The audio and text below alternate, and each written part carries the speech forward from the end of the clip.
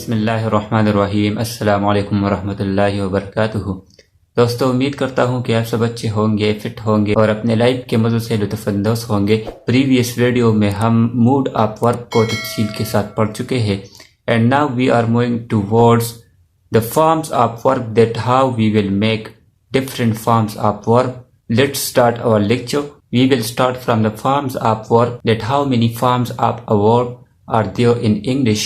First we will see the main verb, that how many forms of the main verb are there in English, and then we will describe the verb be, that how many forms of the verb be are there in English and how we will make and use these forms in our daily life. पहले हमारे पास है forms of work। तो forms of work को समझने से पहले इन to verbs को समझना जरूरी है, main verb and helping verb. Main verb वो है जो किसी भी सेंटेंस में सब्जेक्ट के मेन एक्शन को प्रेजेंट करता है, और हेल्पिंग वर्ब वो है जो मेन वर्ब के टाइम को और मेन वर्ब के टेंस को अंडरस्टैंड करने में मदद देता है। हेल्पिंग वर्ब के जरिए हम टेंस और टाइम की पहचान कर सकते हैं कि आया ये काम प्रेजेंट में हुआ है, पास्ट में हुआ है या फ्यूचर में हुआ है। तो पहले हम मेन वर्ब के फॉर्म्स को देखते हैं। इंग्लिश लैंग्वेज में हमारे पास जितने भी मेन वर्ब्स हैं वो हमारे पास 5 फॉर्म्स और 5 सूरतों में पाए जाते हैं। Number 1, base form. इसे first form of the verb भी कहा जाता है। बेस फॉर्म और फर्स्ट फॉर्म ये वर्ब का वो फॉर्म है जो डिक्शनरी और लुगत में पाया जाता है, और ये base form mostly simple present tense में यूज होता है। इसका एग्जाम्पल हमारे पास है स्पीक। हम इस पूरे लेक्चर में सिर्फ वर्ब स्पीक को यूज करेंगे। इसकी वजह यह है कि हम एक ही वर्ब को डिफरेंट व्यूज से और डिफरेंट फॉर्म्स में यूज करने का तरीका समझ ले। Number 2, past tense. इसे second form of the verb भी कहा जाता है, और ये मोस्टली सिंपल पास्ट टेंस में यूज होता है। इसका एग्जाम्पल है स्पोक। Number 3, past participle. इसे थर्ड पर्सन भी कहा जाता है, और ये मोस्टली परफेक्ट टेंसेस में यूज होते हैं। इसका एग्जाम्पल हमारे पास है स्पोकन।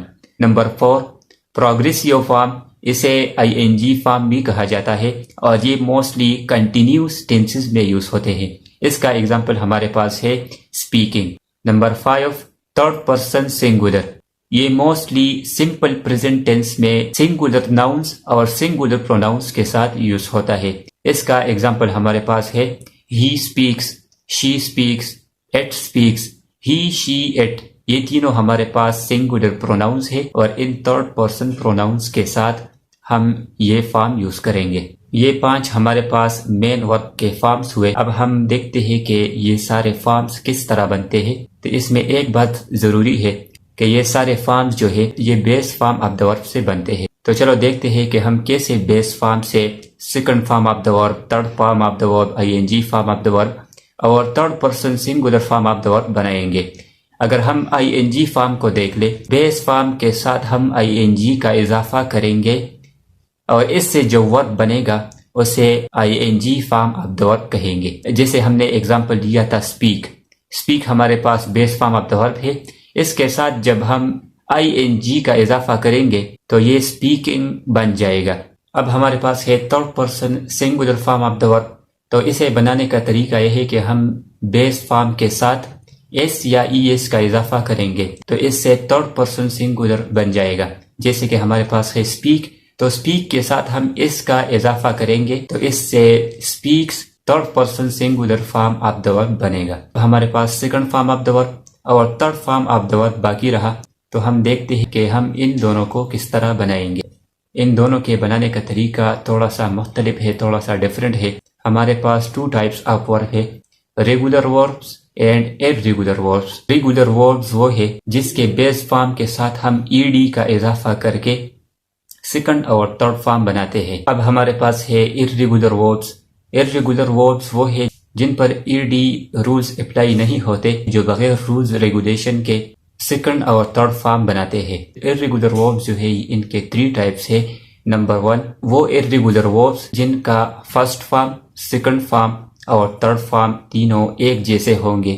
जैसे कि हमारे पास एग्जांपल है cut, cut, cut, bit, bit, bit, hit, hit, hit. Number 2, वो इर्रेगुलर वर्ब्स जिनके 2 फॉर्म्स एक जैसे होते हैं और एक फॉर्म डिफरेंट होता है। इसका एग्जाम्पल हमारे पास है बीट, बीट, बीटन। इस एग्जाम्पल में फर्स्ट फॉर्म और सेकंड फॉर्म ये दोनों एक जैसे हैं और थर्ड फॉर्म जो है ये इन दोनों से डिफरेंट है। इसी तरह दूसरा एग्जाम्पल हमारे पास है बेंड, बेंट, बेंट। तो इस एग्जाम्पल में सेकंड और थर्ड फॉर्म ये दोनों एक जैसे है और फर्स्ट फॉर्म जो है ये इन दोनों से डिफरेंट है। इसी तरह एक और एग्जाम्पल देखते हैं बेल्ट, बेल्ट, बेल्ट। तो इस एग्जाम्पल में भी सेकंड और थर्ड फॉर्म एक जैसे है और फर्स्ट फॉर्म जो है वो इन दोनों से डिफरेंट है। नंबर 3, वो इर्रेगुलर वर्ब्स जिनके तीनों फॉर्म्स यानी फर्स्ट फॉर्म, सेकंड फॉर्म और थर्ड फॉर्म एक दूसरे से मुख्तलिफ हो। जैसे कि हमारे पास एग्जाम्पल है स्पीक, स्पोक, स्पोकन। इस एग्जाम्पल में अगर आप देख ले तो फर्स्ट फॉर्म, सेकंड फॉर्म और थर्ड फॉर्म ये तीनों फॉर्म जो है ये एक दूसरे से बिल्कुल मुख्तलिफ है। इसी तरह दूसरा एग्जाम्पल हमारे पास है ब्रिक, ब्रोक, ब्रोकन। तो इस एग्जाम्पल में भी फर्स्ट फॉर्म, सेकंड फॉर्म और थर्ड फॉर्म एक दूसरे से मुख्तलिफ है। तो ये हमारे पास इर्रेगुलर वर्ब्स हुए और इन सारे रेगुलर और इर्रेगुलर वर्ब्स का खुलासा ये हुआ कि ये सारे फॉर्म्स ऑफ द वर्ब जो है, चाहे वो second form of the verb है, third form of the verb है, ING form of the verb है, third person singular form of the verb है, ये सारे forms base form of the verb से बनते हैं। अब हमारे पास है the verb be. The verb be is the most important verb in English language. Verb be जो है ये मेन वर्ब से थोड़ा हटकर है, मेन वर्ब से थोड़ा सा डिफरेंट है। हमने कहा कि मेन वर्ब के हमारे पास 5 फॉर्म्स होते हैं, लेकिन द वर्ब बी जो है इनके हमारे पास 8 फॉर्म्स है और वो है be, is, am, are, was, were, being, been. ये 8 हमारे पास द वर्ब बी के फॉर्म्स है।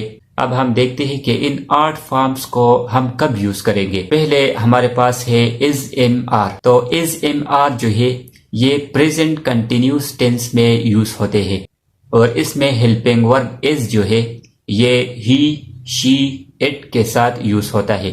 इसका एग्जाम्पल है he is speaking, she is speaking, it is speaking. इसी तरह हेल्पिंग वर्ब एम, तो एम हेल्पिंग वर्ब सिर्फ आई के साथ यूज होता है, आई एम स्पीकिंग। इसी तरह हेल्पिंग वर्ब आर जो है ये वी, दे और यू के साथ यूज होता है। We are speaking, they are speaking, you are speaking. इसके बाद हमारे पास है वाज वर्ब। तो वाज वर्ब जो है ये पास्ट कंटिन्यूस और पास्ट परफेक्ट कंटिन्यूस टेंस में हमारे पास यूज होते हैं। इसमें helping verb was, he, she, it I के साथ यूज होता है।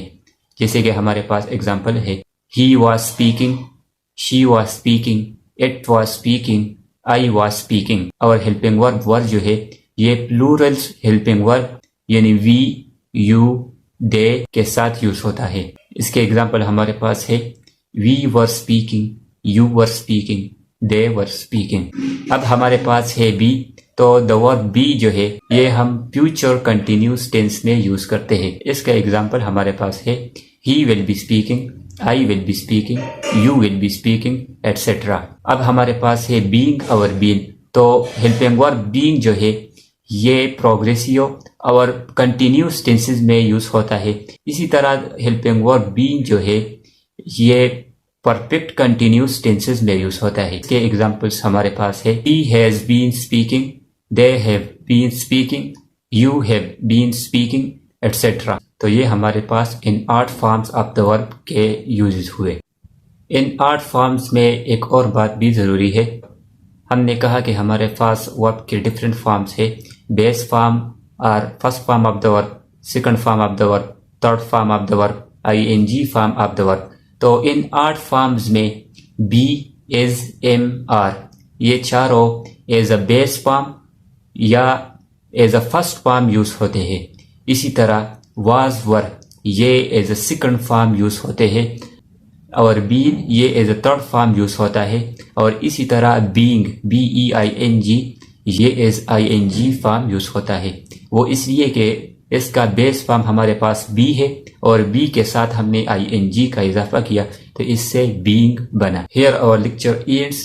If there is any question related to English grammar, English literature, You can ask it through comments. And at last, take care of yourselves. Thank you. Khuda Hafiz.